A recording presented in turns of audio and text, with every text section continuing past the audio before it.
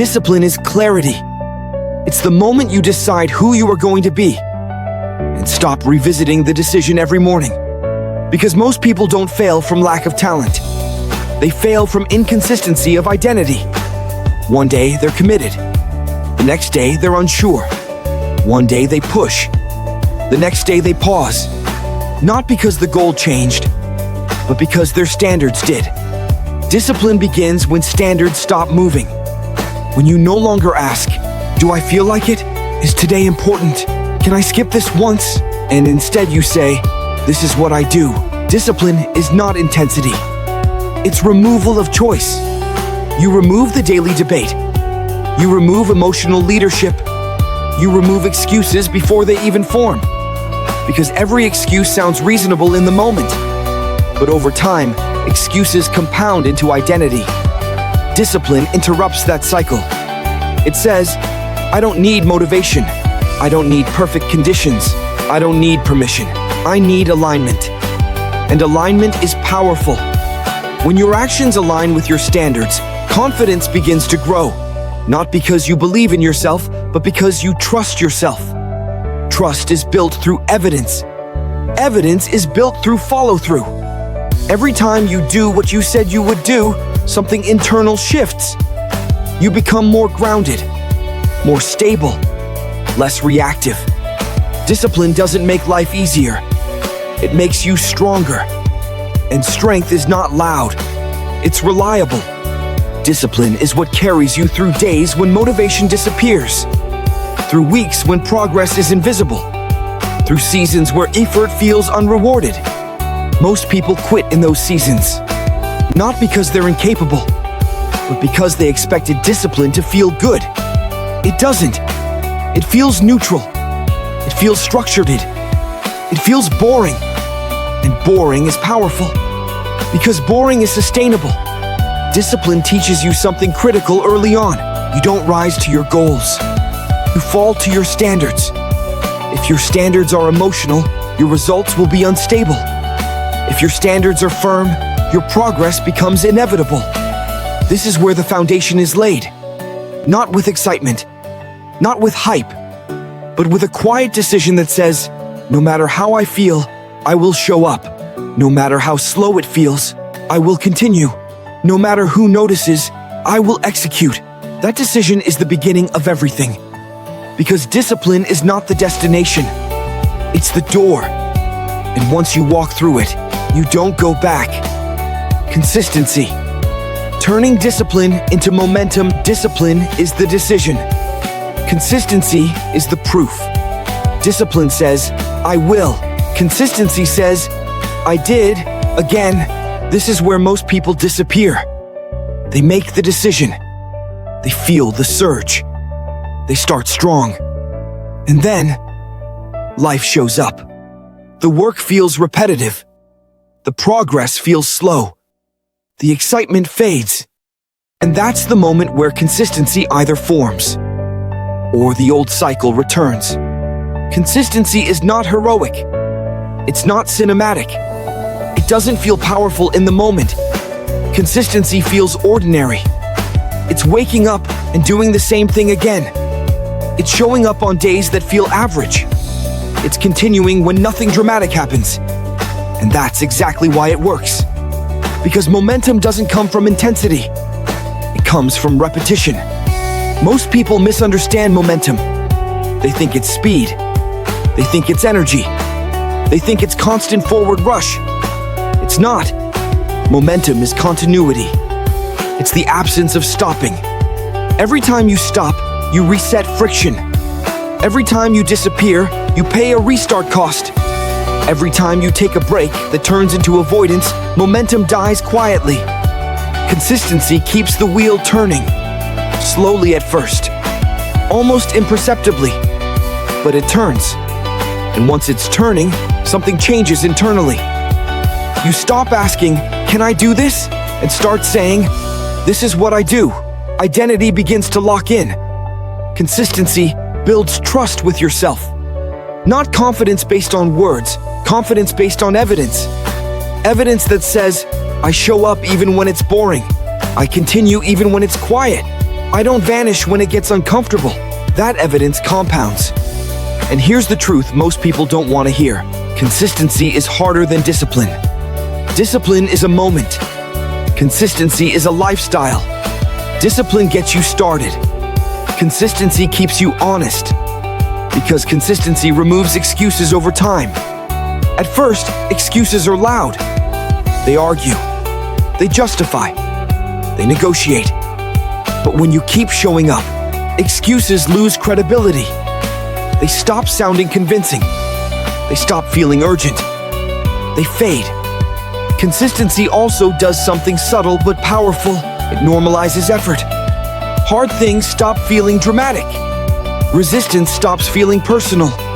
Work becomes expected. And when work becomes expected, it stops draining you emotionally. You don't need hype. You don't need motivation. You don't need someone to push you.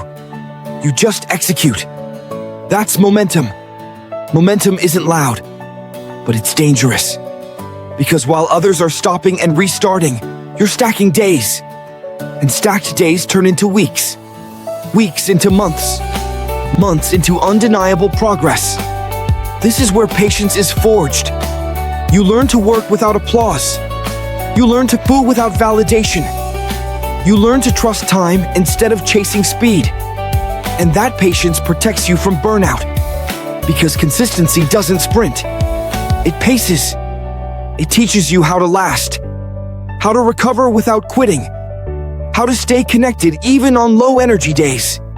Consistency doesn't demand perfection. It demands return. You will miss days. You will make mistakes. You will feel off. Consistency doesn't judge that. It asks one question. Did you come back? Coming back is everything. Coming back is how momentum survives mistakes. Coming back is how identity stays intact. Coming back is how mastery begins forming quietly. Most people never fail dramatically. They fade. Consistency prevents fading. It keeps you visible to yourself. It keeps you aligned. It keeps you moving when motivation disappears. And here's the shift that happens when consistency takes hold. You stop chasing results. You start trusting process. You stop needing proof. You start becoming proof. Because by now, discipline isn't something you're trying to maintain. It's embedded. Consistency has turned effort into rhythm. Rhythm into identity. Identity into direction. And direction is powerful. Because once direction is stable, you are ready for the next phase. The phase where repetition sharpens skill. Where effort becomes efficient. Where mastery starts whispering its presence. That's where we're going next. From consistency to skill. The first signs of mastery. There's a moment that arrives quietly. So quietly, most people miss it.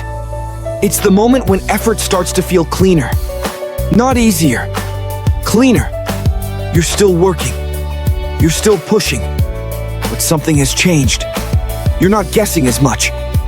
You're not forcing as hard. You're not wasting energy the way you used to. This is what consistency gives you before it gives you results. It gives you skill. Most people think skill comes from talent. It doesn't. Skill comes from repetition with awareness. Doing the same thing again and again, but noticing what works. Adjusting what doesn't. Refining instead of restarting. Consistency gives you enough exposure to stop panicking. Early on, everything feels heavy because everything is new. Every mistake feels personal. Every obstacle feels like proof you're not ready. But when you stay consistent, repetition does something powerful. It removes fear from the process. You stop being surprised by difficulty. You stop overreacting to resistance. You stop needing perfect conditions. Because you've been here before. You felt this fatigue. You faced this doubt. You've pushed through this phase. Familiarity replaces fear. And familiarity is the doorway to mastery. This is where many people slow down and misunderstand what's happening. They think, I'm not as excited anymore. I don't feel the same intensity. I don't feel that rush. That's not a problem. That's progress. The rush was uncertainty. The chaos was inexperience. The intensity was inefficiency. Now you're learning to move with control. Consistency begins to sharpen execution. You waste less effort. You make fewer emotional decisions. You stop overcorrecting. You know when to push. You know when to pause. You know when to adjust instead of abandon. This is not the peak. This is the foundation. Skill is forming. And skill doesn't announce itself. It reveals itself through calm. Calm under pressure. Calm in repetition. Calm when things go wrong. You don't panic anymore. You problem solve. You don't spiral. You stabilize. That's mastery beginning to breathe. Here's the key shift. You stop doing the work to prove something. You start doing the work to improve something. Ego fades. Craft takes over. You're no longer chasing validation.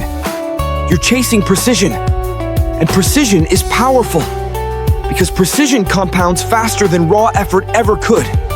Now your consistency isn't just about showing up. It's about showing up correctly. You care about details. You notice patterns. You refine technique. This is where time starts working for you instead of against you.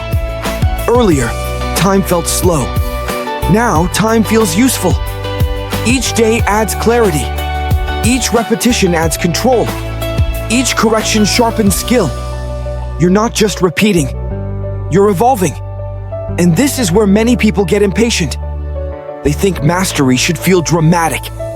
They think it should feel obvious. It doesn't. Mastery feels subtle at first.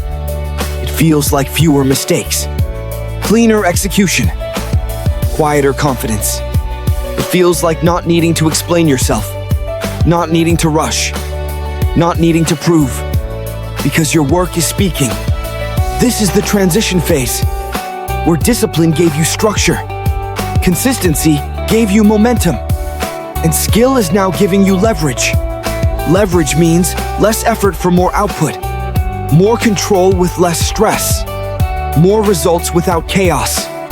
You're not there yet, but you're close enough to feel it. And the most important thing now is this: do not abandon consistency just because things feel less exciting. This is where people sabotage mastery.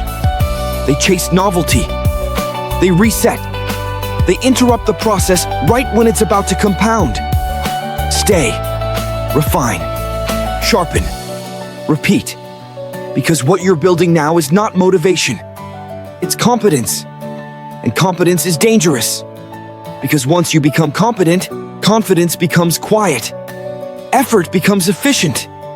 And mastery stops being a dream. It becomes inevitable. The discipline of refinement. Doing fewer things better, there comes a point in the journey where growth no longer comes from adding more. It comes from removing. This is the discipline of refinement. Early on, progress feels like expansion. More effort, more tools, more ideas, more movement. But mastery is not built by doing everything. It's built by doing the right things exceptionally well. Refinement begins when you stop asking, "What else can I add?" and start asking, "What can I eliminate?" Noise, distraction, unnecessary effort, emotional reactions, busy work disguised as progress. Refinement is discipline with maturity. It requires restraint, because it's tempting to do more when results slow down. It's tempting to chase novelty when repetition feels dull. It's tempting to add complexity when clarity would work better. But mastery resists that temptation. Refinement sharpens focus. You stop spreading energy thin. You stop multitasking emotionally. You commit fully to fewer actions, done correctly. This is where efficiency is born. Efficiency doesn't mean rushing. It means precision. You know what matters. You know what doesn't. And you stop wasting effort on the rest. Refinement also requires honesty. You must be willing to admit, this isn't working. This is unnecessary. This is ego, not progress. That honesty is uncomfortable. But it's powerful, because refinement demands that you detach from habits that once helped but now hold you back. What got you here will not always take you forward. And mastery is knowing when to let go. Refinement also slows you down in the best way. You stop reacting impulsively. You stop making emotional adjustments. You stop panicking when things don't move immediately. Instead, you observe. You analyze. You adjust deliberately. This creates calm authority. You're no longer scrambling. You're steering. Refinement also changes how effort feels. Work becomes cleaner, less chaotic, more intentional. You don't feel scattered at the end of the day. You feel aligned. And alignment is energy. Because when effort is aligned with purpose, it stops draining you emotionally. Refinement also protects consistency. You don't burn out chasing everything. You don't overwhelm yourself with excess. You build systems you can sustain. This is where many people stall, because refinement requires patience. It doesn't produce instant excitement. It doesn't look impressive from the outside. It doesn't give you that early rush, but it builds depth. And depth is where mastery lives. Shallow effort produces shallow results. Refined effort produces durable outcomes. This is also where confidence changes shape. Early confidence was loud, based on hope. Now confidence is quiet, based on competence. You don't need to announce progress. You don't need to defend your pace. You trust the process because you understand it. Refinement teaches you to respect time. You stop fighting it. You start working with it. You realize mastery is not a race. It's an accumulation. Small improvements stacked carefully, day after day, without interruption. This is the stage where people either evolve or regress. Those who refine move forward with control. Those who chase novelty loop back to chaos. Choose refinement. Do fewer things. Do them better. Repeat them longer. Because mastery doesn't come from doing more. It comes from doing what matters exceptionally well. Consistency under pressure. Staying steady. When expectations rise, pressure changes people. Not when things are hard, but when things start working. This is where many lose consistency. Early on, pressure comes from struggle. Later, pressure comes from expectation. People start watching. Standards rise. Jocks. Results begin to matter. And suddenly, the same work feels heavier, not because it's harder, but because the stakes are higher. Consistency under pressure is what separates temporary success from lasting mastery. Pressure tempts you to overperform, to abandon fundamentals in favor of dramatic moves. Consistency resists that temptation. It says, stay with what works. Don't panic. Don't prove. Execute. Pressure tries to speed you up emotionally. Consistency slows you down strategically. You don't change your routine because attention increases. You don't elevate ego because praise arrives. You don't tighten up because expectations grow. You stay centered. This is difficult because pressure distorts perception. Small mistakes feel bigger. Delays feel dangerous. Silence feels threatening. Consistency keeps those distortions from controlling behavior. You return to structure. You return to basics. You return to rhythm. Consistency under pressure is not stubbornness. It's trust. Trust in the process that brought you here. Trust in the discipline you've built. Trust in repetition over reaction. Most people fail here not from lack of ability, but from emotional interference. They overthink. They overadjust.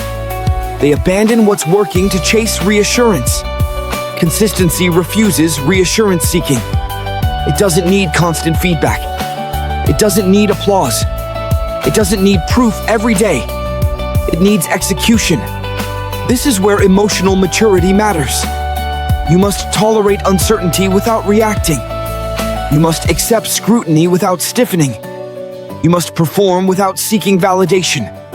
Consistency under pressure requires restraint. You don't say yes to everything. You don't chase every opportunity. You don't confuse activity with progress. You protect focus because pressure multiplies distractions. Requests increase. Opinions multiply.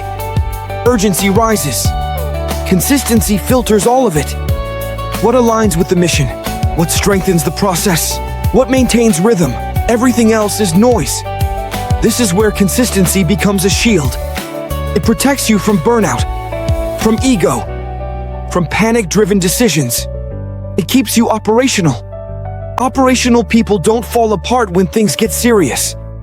They become calmer. Because seriousness demands control, not emotion. Consistency also teaches you something powerful here. You don't need to be perfect under pressure. You need to be reliable. Reliable execution beats flawless intensity every time. Small errors corrected quickly. Structure maintained. Momentum preserved. This is how mastery survives growth. Because growth always brings pressure. And pressure exposes weak systems. Consistency strengthens systems. It doesn't spike. It doesn't collapse. It holds. And when others start tightening up, overthinking, forcing, reacting, you stay fluid. You stay grounded. You stay steady. You stay moving. This is where confidence deepens, not from praise but from composure. You trust yourself under expectation. You trust your response when it matters. You trust your ability to stay disciplined when it counts. And that trust is rare, because many can start, many can grind. Few can stay consistent when the spotlight turns on. If you can, you don't just succeed, you last. From effort to control, when mastery starts to take shape, there is a moment, subtle, almost invisible, when effort begins to transform into control. You're still working, you're still disciplined, but you're no longer fighting the process. You're commanding it. Early stages required force. You pushed through resistance. You relied on willpower. You spent energy just staying in the game. Now something has shifted. You don't force momentum. You maintain it. This is the first real shape of mastery. Mastery is not about doing more. It's about wasting less. Less emotional energy. Less unnecessary movement. Less reaction. Control replaces chaos. You know when to push. And when pushing would be counterproductive. You know when to rest. And when rest would become avoidance. You know the difference. That awareness is mastery emerging. Effort once felt heavy because you were carrying uncertainty. Now effort feels cleaner because you're carrying experience. Experience teaches timing. Experience teaches restraint. Experience teaches patience. And patience is control. You stop reacting to every fluctuation. You stop letting small setbacks shake you. You stop magnifying temporary discomfort. Because you've seen this before. You've been tired and continued. You've been doubted and executed.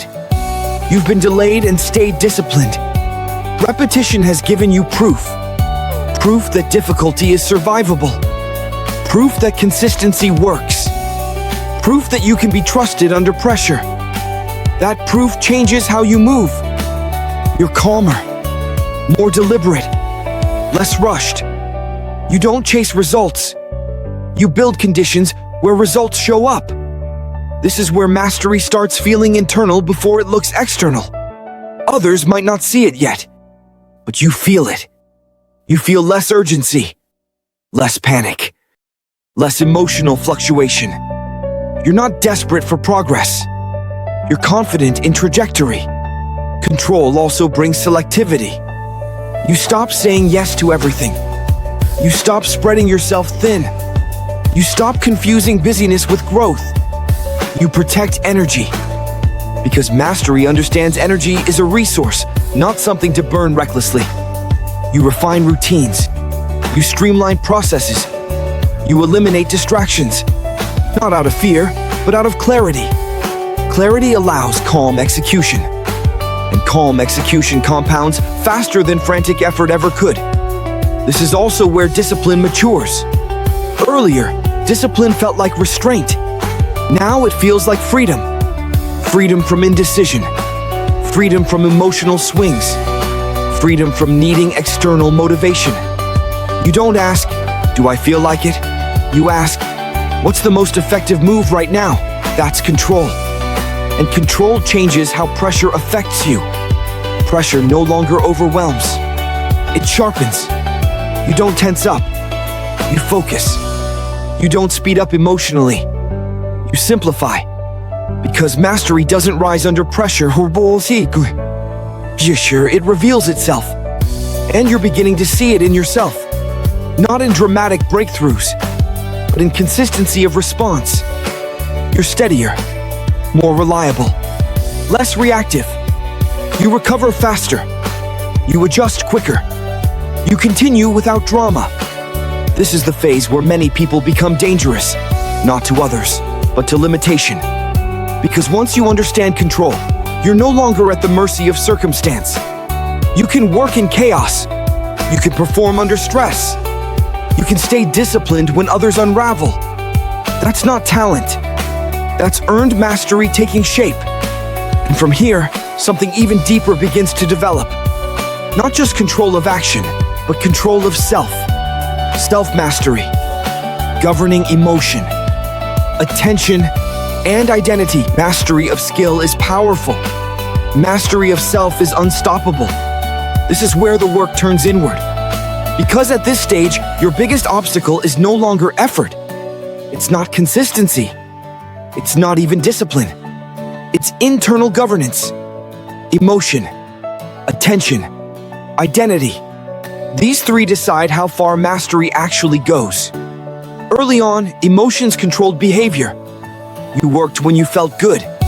You slowed down when things felt heavy. You reacted when things went wrong. Now, something different is required. Self-mastery means emotion no longer leads, it informs. You still feel frustration. You still feel doubt. You still feel pressure. But emotion is no longer in charge. You notice it. You name it. And then you act according to standards, not feelings. That's power. Because most people are not defeated by circumstance. They're defeated by unmanaged emotion. Self-mastery creates emotional neutrality. You don't spike high with praise. You don't crash low with criticism. You remain centered. This stability protects momentum. You don't make emotional decisions that cost you weeks. You don't overcorrect after setbacks. You don't abandon structure to feel relief. You stay aligned. Next comes attention.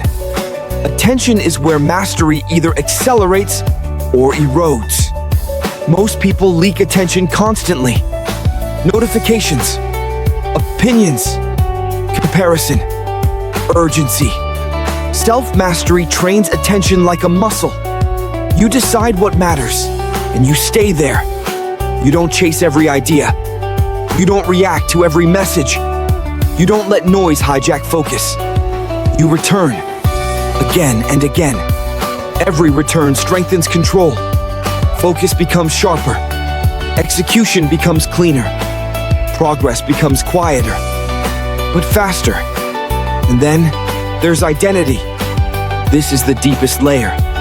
Earlier, identity was fragile. You were trying, Joe. You were becoming. You were working on it. Now identity solidifies. You don't say, "I'm trying to be disciplined." You say, "I am disciplined." You don't say, "I'm working on consistency." You say, "I'm consistent." Identity-based behavior doesn't negotiate. It doesn't fluctuate. It doesn't ask permission. It executes. Self-mastery is when behavior becomes automatic. Not because it's easy, but because it's who you are. This is where motivation becomes irrelevant. You don't need hype to act.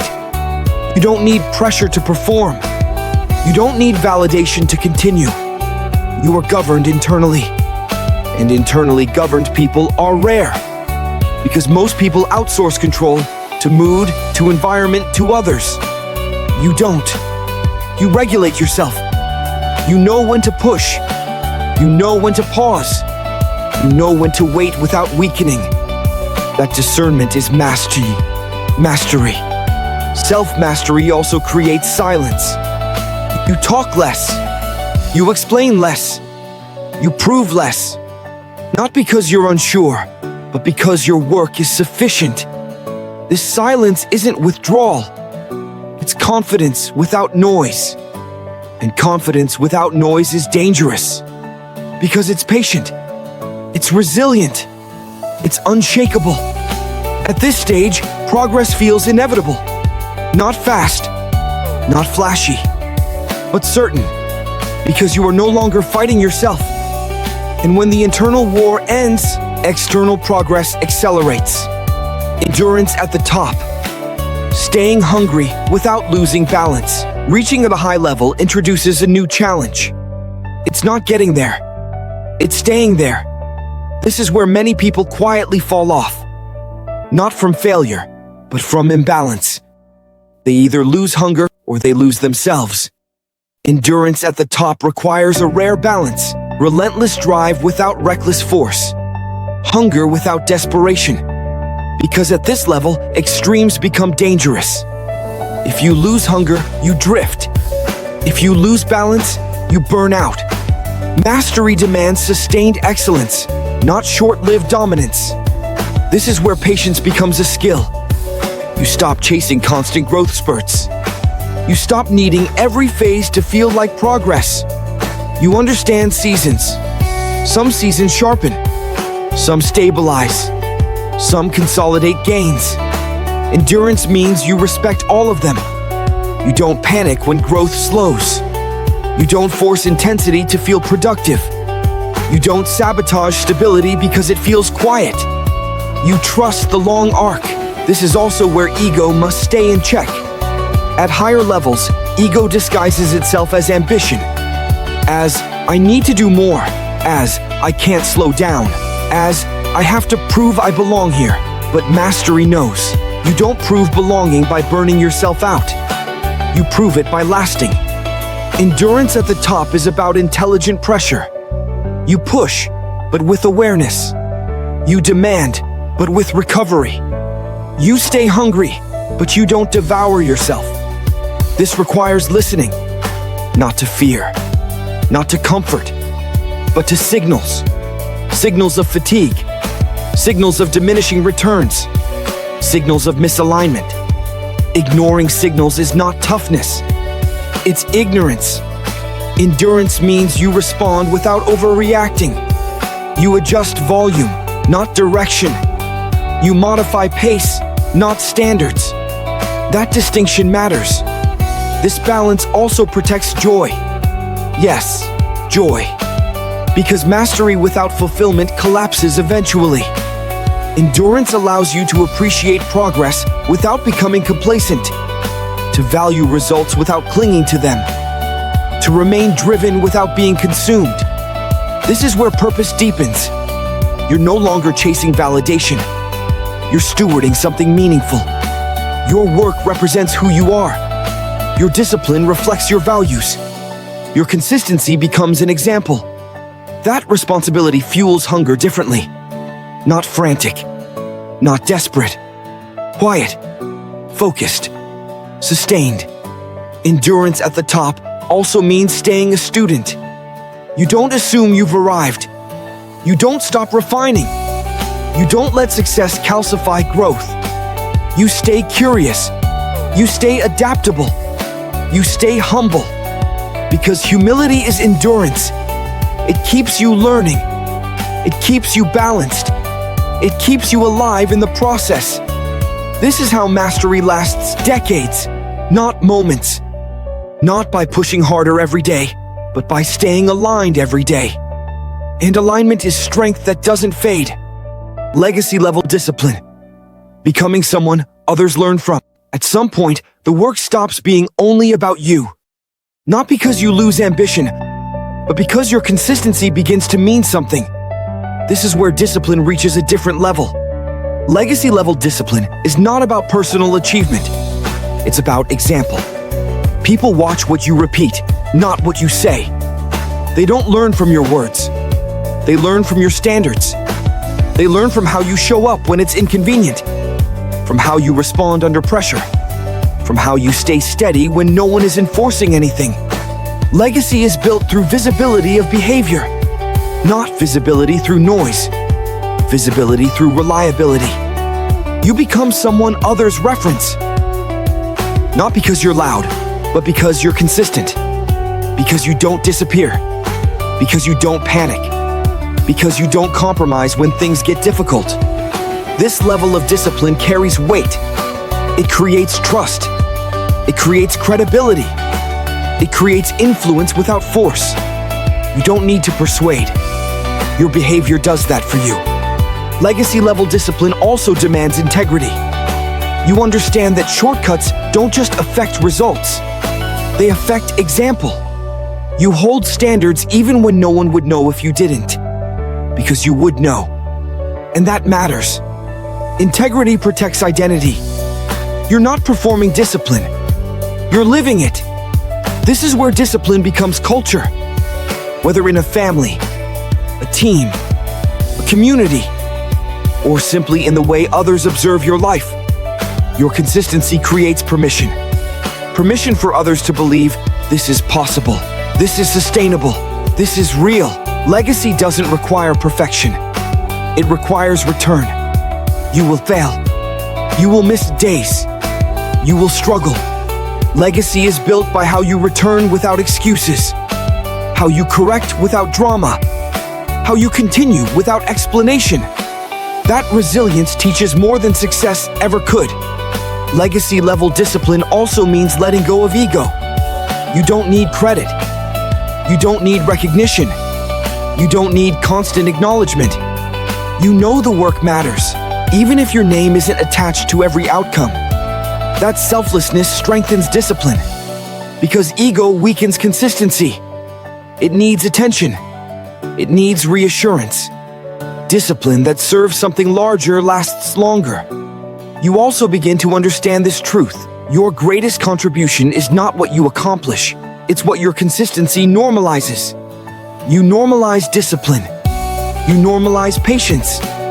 You normalize long-term thinking. In a world addicted to speed and shortcuts, that is radical. Legacy-level discipline is quiet leadership.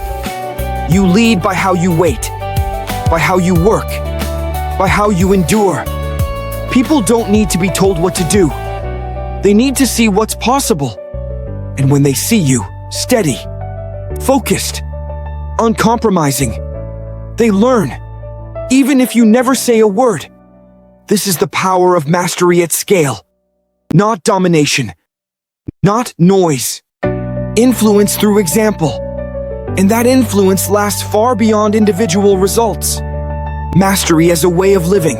When discipline becomes natural, there is a point where discipline stops feeling like discipline. It becomes how you live. You don't think about being consistent. You don't remind yourself to stay focused. You don't negotiate effort. You move. Mastery at this level is not a performance. It's a posture. You wake up aligned. You move with intention. You respond without chaos. Discipline has merged with identity. This is where effort feels lighter, not because the work is easier, but because resistance is gone. You're no longer fighting yourself. You've eliminated the internal argument. Should I? Do I feel like it? Is this worth it today? That argument used to drain energy. Now it doesn't exist. Action is default. This is what mastery looks like in real life. Not intensity, not obsession, but stability. You don't spike. You don't crash. You don't disappear. You maintain. And maintenance is powerful, because maintenance means you've built something worth sustaining. Mastery as a way of living also changes how you view time. You stop rushing outcomes. You stop demanding immediate returns. You trust accumulation. You understand that what you do daily outweighs what you do occasionally. That small actions done consistently shape decades. This long view brings calm. You're not anxious about today's result. You're committed to today's behavior. That separation is freedom. You focus on input. You let time handle output. Mastery also changes your relationship with difficulty. Difficulty no longer threatens identity. It becomes information. You ask, what does this require of me? What needs adjustment? What must be refined? You don't collapse. You don't dramatize. You don't resist. You respond. This response-based living is mastery. Life will always introduce friction, unexpected changes, pressure, loss, delay. Mastery doesn't eliminate these. It eliminates chaos in response to them. You stay steady. You stay operational. You stay aligned. This is why mastery lasts. Because it's not dependent on conditions. It's rooted in character. Mastery also simplifies happiness. You don't need constant stimulation. You don't chase validation. You don't measure yourself against others. You measure yourself against standards. And when you meet them, there is peace. Quiet peace. Earned peace. The kind that doesn't need explanation. You know who you are. You know what you do. You know what you tolerate and what you don't. That clarity is mastery. And now, something powerful happens. You stop asking, how far can I go? And start living like, I will continue. No endpoint, no finish line. Just sustained alignment. Mastery is not a destination. It's a way of moving through the world. And when discipline becomes natural, life becomes manageable. Pressure becomes navigable. Progress becomes inevitable. You're no longer chasing greatness.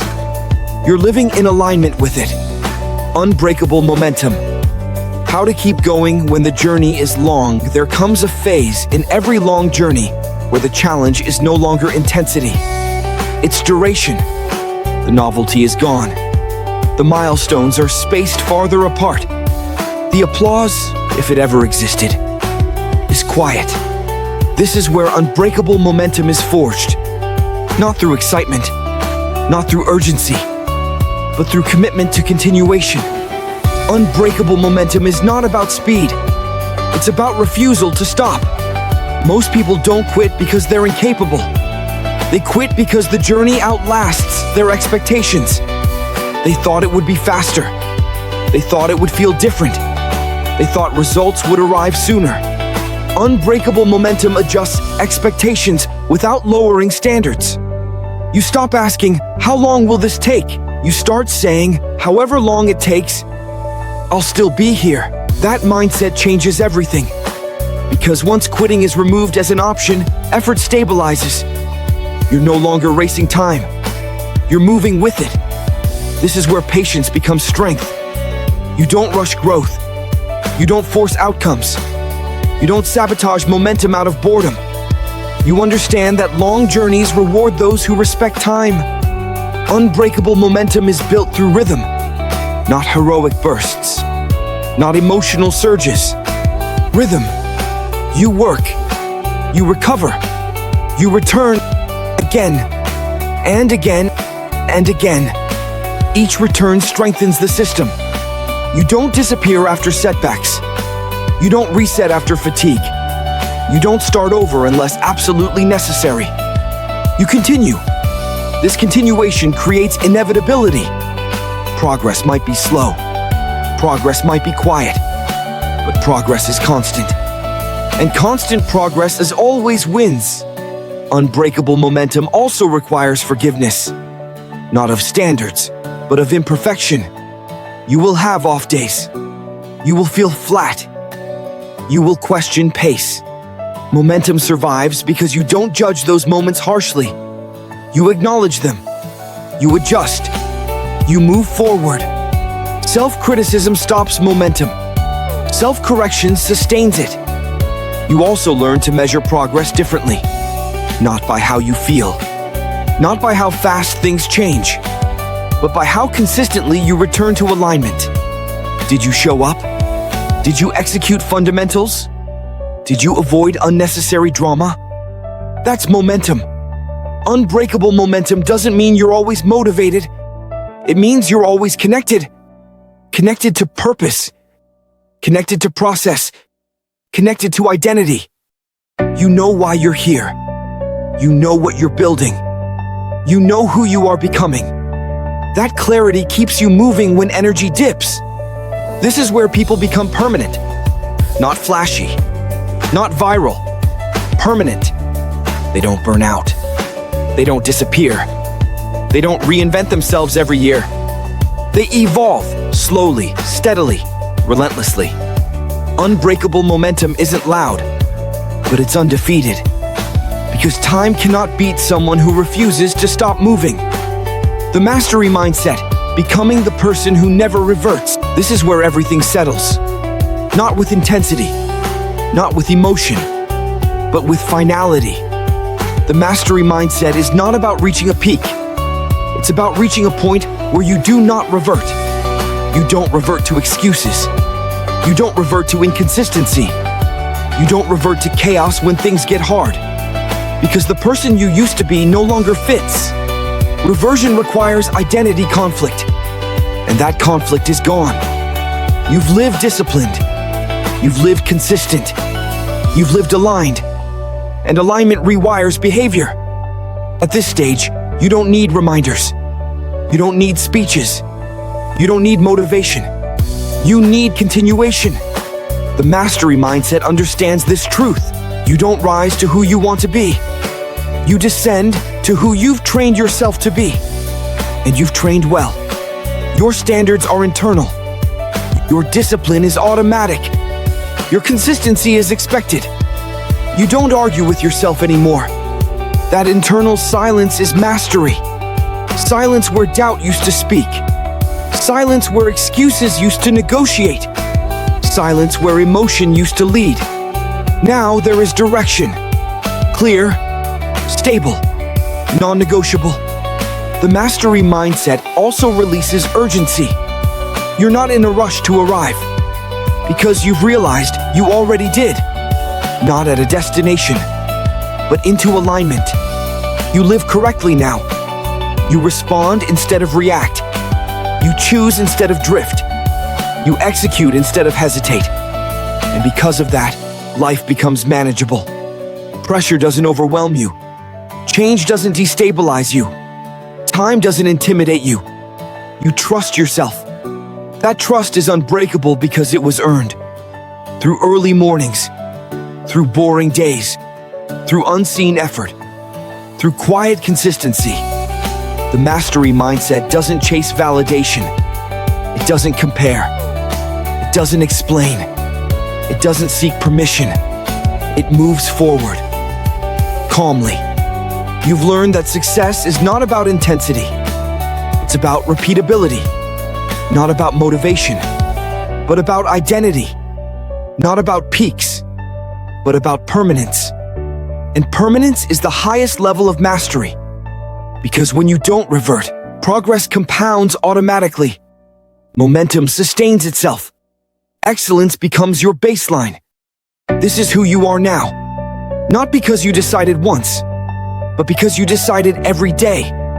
And that daily decision built a person who doesn't collapse under pressure, who doesn't drift under freedom, who doesn't fade when no one is watching. You are governed internally, aligned structurally, anchored permanently. This is mastery. Not loud, not flashy, unshakable. And from this point forward, you don't need to prove anything. You just continue. At the highest level of growth, progress no longer comes from trying harder. It comes from standards that do not bend. This is where mastery stops being about effort and starts being about identity. Because effort can fluctuate. Energy can rise and fall. Motivation can disappear. But standards, when they are set correctly, remain. Most people misunderstand standards. They think standards are goals. They think standards are intentions. They think standards are what you hope to live up to. They are not. Standards are what you allow, what you tolerate in your behavior, what you excuse in your habits, what you accept as good enough. And whatever you tolerate, you eventually become. Early in life, standards are flexible. You allow inconsistency. You justify shortcuts. You explain away missed days. And it feels harmless at first. But flexible standards slowly train the mind to negotiate everything. You start negotiating effort. You negotiate discipline. You negotiate consistency. Until one day, you don't notice you've negotiated away momentum entirely. Mastery begins when negotiation ends. Standards that do not bend remove negotiation from your life. You no longer debate, should I show up today? Can I take this one off? Does it really matter right now? Because the answer is already decided. This is what makes high performers look calm. They are not calmer because life is easier. They are calmer because decisions were made long ago. Standards reduce mental noise. When standards are firm, behavior becomes simple. Not easy, but simple. There is no emotional argument. No inner courtroom where excuses plead their case. No guilt-driven motivation cycle. You either meet the standard or you correct immediately. Correction without shame. Adjustment without drama. That emotional neutrality is power. Standards that do not bend also protect your future self. Every time you bend a standard, you send a message. This is optional. This can wait. This doesn't matter as much as I said. And your future self hears that message clearly. But when standards hold, even when tired, stressed, or unseen, you send a different message. I can be trusted. I do what I say. I don't disappear when it's inconvenient. That message compounds. Self-trust grows. Confidence stabilizes. Identity locks in. You stop trying to be disciplined. You are disciplined. That shift changes everything. Because identity-based behavior doesn't rely on willpower. It doesn't need motivation. It doesn't negotiate with emotion. It executes. Unbendable standards also simplify life dramatically.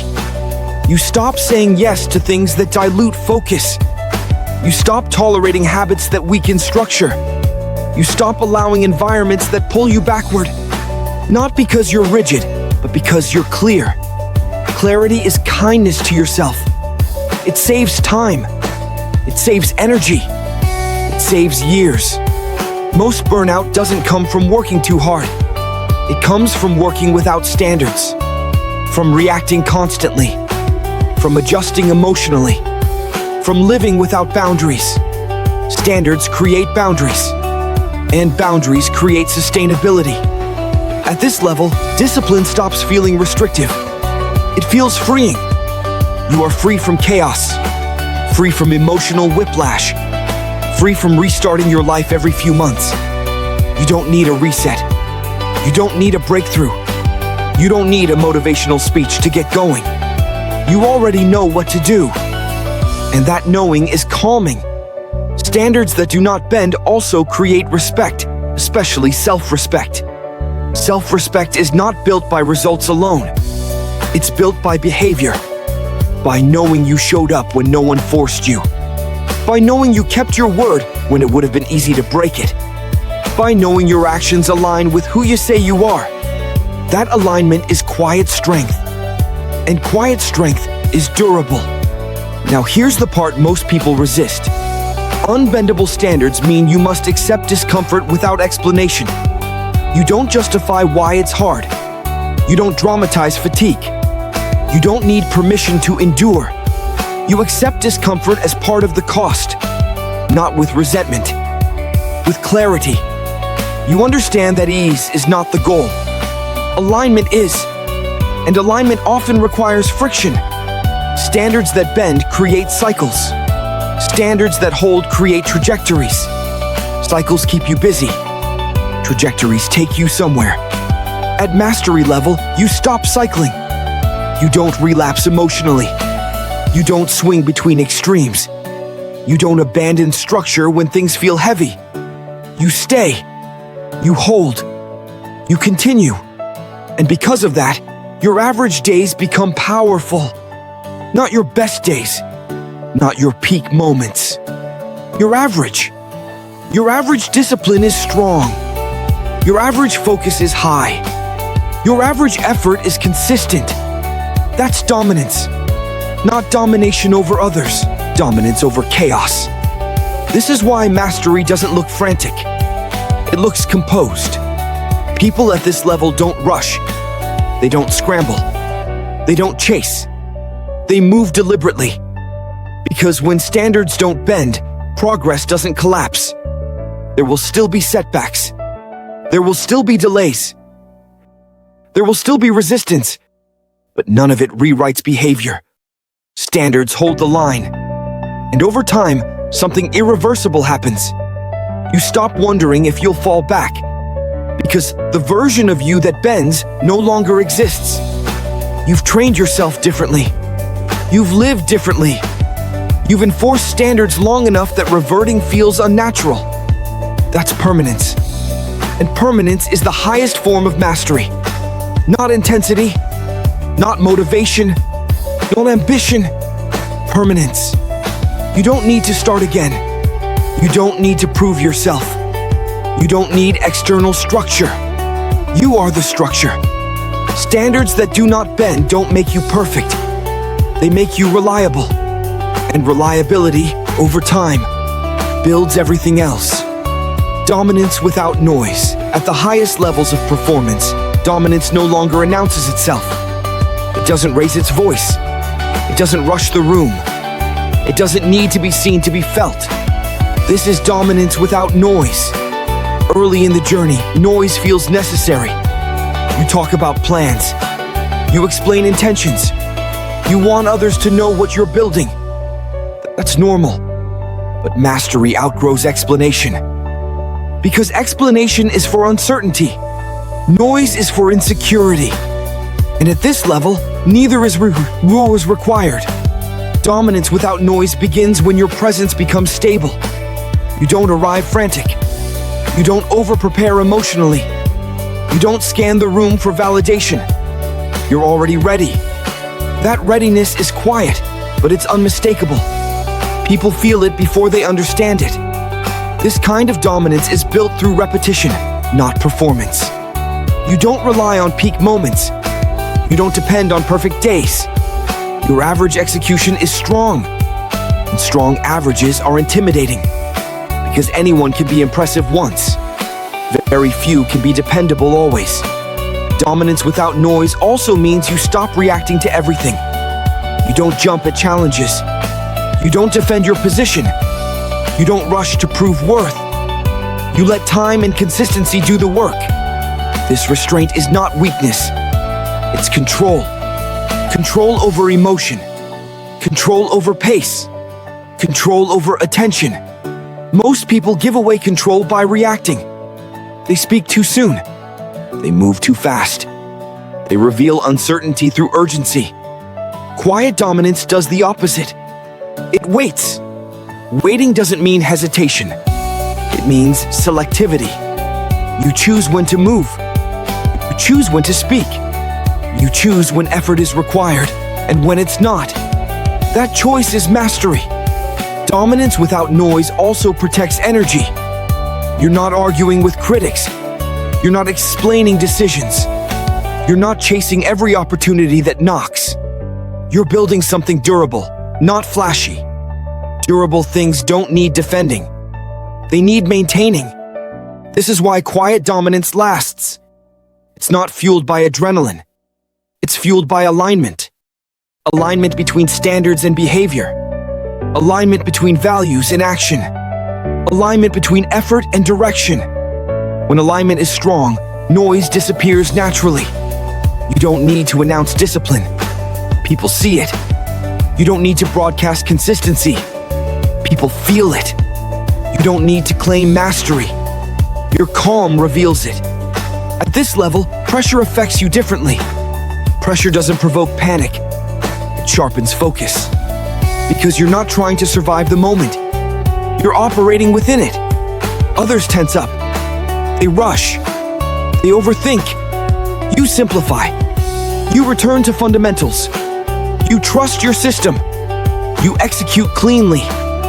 That contrast is dominance, not domination over others. but control over yourself in environments where others unravel.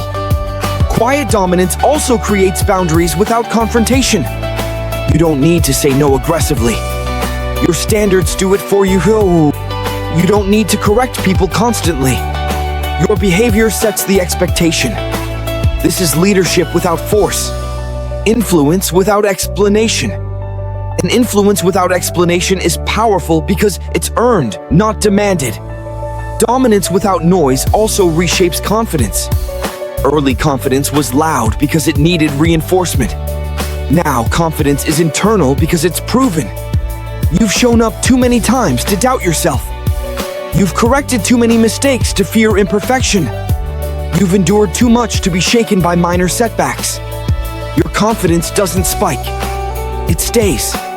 This steadiness unsettles people, not because it's aggressive, but because it's immovable. They can't provoke you. They can't rush you. They can't distract you. You're already anchored. Anchored people are dangerous to chaos. Because chaos feeds on reaction. Chaos feeds on urgency. Chaos feeds on emotional leakage. Quiet dominance starves chaos. You don't feed it with attention. You don't feed it with explanation. You don't feed it with overreaction. You stay on mission. This is also where humility deepens. Not the humility of self-doubt, but the humility of focus. You don't assume you've arrived. You don't stop refining. You don't let success inflate ego, because ego creates noise. And noise weakens dominance.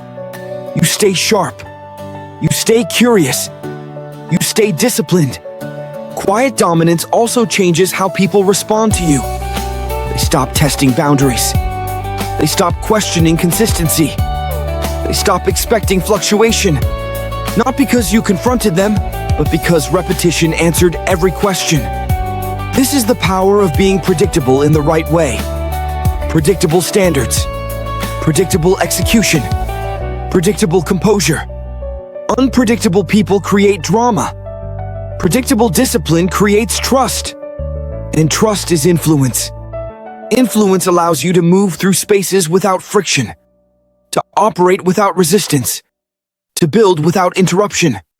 Dominance without noise doesn't chase respect. It generates it. Respect comes from reliability, from restraint, from clarity of behavior. And once respect is established, words become optional. Silence does the work. This is where mastery feels different than expected. It's not exhilarating. It's grounding. You're not chasing moments. You're managing systems. You don't need excitement to perform. You don't need pressure to execute. You are stable. And stability is power that doesn't fade. Dominance without noise doesn't mean invisibility. It means presence without force. You are seen because you are consistent. You are heard because when you speak, it matters. You are followed because you don't waver. This is the level where people stop asking what you're doing. They start watching how you do it. And how you do anything is how you do everything. It depends on who you are when no one is watching.